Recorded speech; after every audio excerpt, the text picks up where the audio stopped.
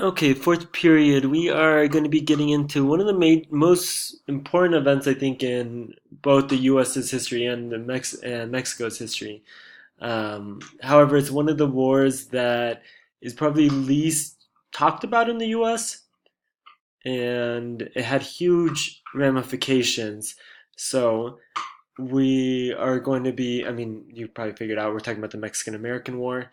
And we'll be getting into a lot of detail about this, but I want to start out by looking at some quotations of how people responded to the war. So we have two here from Henry David Thoreau and from his essay called On Civil Disobedience. Let's take a second to read the first one.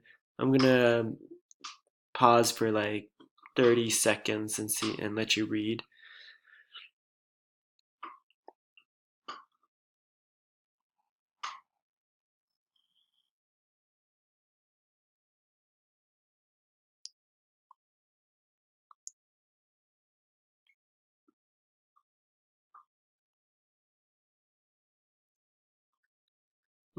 Okay, I think that's about 30 seconds.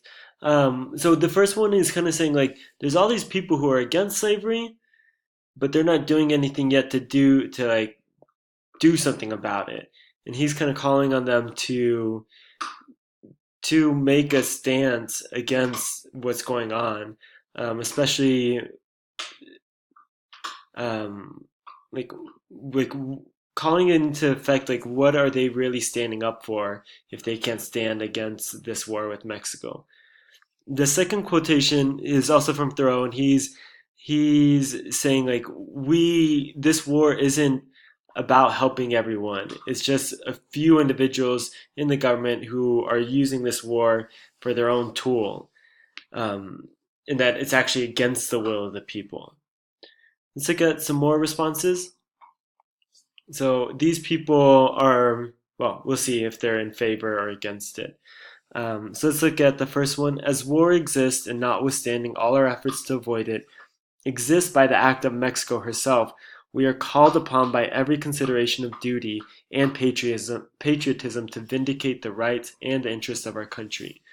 So James K. Polk is putting the blame on Mexico for this starting this war.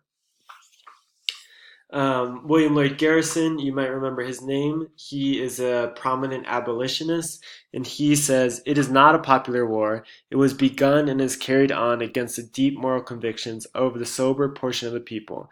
Its real object, the extension and preservation of slavery. So he calls out, same like Henry David Thoreau, that it's not the people's war. And he specifically says this is about spreading slavery. Like, don't get confused by this. It's not about national honor, it's about spreading slavery.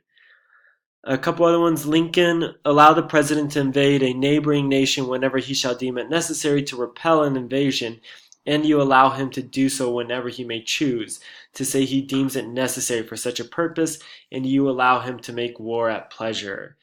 So this seems like something that was true of American history, that the American presidents using some sort of excuse and to justify a war that probably wasn't warranted. And Henry Clay, he also says about this war, this is no war of defense. Like the Mexicans didn't do anything, but one of unnecessary offense and aggression. So as you can see, like this war with Mexico was pretty like controversial in the United States, to say the least. Henry David Thoreau, our first guy, he goes to jail for a little bit, very short time, but because he didn't want to pay taxes be, that would be used to support the war. So here's what you guys are going to be working on today is talking, we're still on our US expansion to the West Coast. You're going to be watching a crash course on Classroom, and the questions that will be passed out, you'll be answering those in your notebook like usual. When you finish that, really this should take 35, 40 minutes. When you finish that, you are going to read these two, these are kind of like what ifs of US history. So this one was a chance that very, very close, the US almost bought Cuba. And then this guy, he's quite the character, William Walker. He ends up leading these conquests on his own, and he conquers Baja California and then Sonora, and sets up a pro-slavery country, basically. And then, well, you'll be reading about him, so I don't want to give you too many details. And then he tries to do the same thing in Nicaragua and Honduras. So here's what he looks like, and there's going to be some readings about him. William Walker and Austin Manifesto, and I'll put those links on Classroom for you to research. When you're reading it, I want you guys to jot down bullet points explaining how these actions support this idea. The desire to enlarge the slave-based plantation system was the cause of American expansion. So for me, like one argument that I hope you guys will maybe agree with, and if not, it's okay too, is that it seems to me that American expansion westward was largely the the result of people who wanted to spread slavery.